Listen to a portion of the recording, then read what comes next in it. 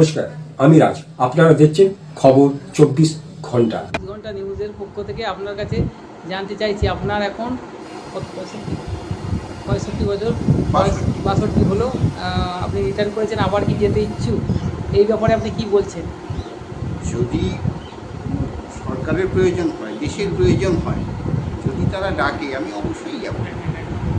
এই 62 বছর বয়সে আপনার যে মনোবল এখন ঠিক জায়গায় আছে তো? অবশ্যই, এতে কোনো অসুবিধা নেই। আমি কেন, সারা দেশের মানুষেরই যাওয়া উচিত বলে আমার মনে হয়। যে আপনি কর্মরত কত সালে কোন জায়গায় ছিলেন একটু বলুন। কর্মরত বলতে এটা তো স্বাভাবিকভাবে আমাকে জিজ্ঞাসা করেছিলেন যে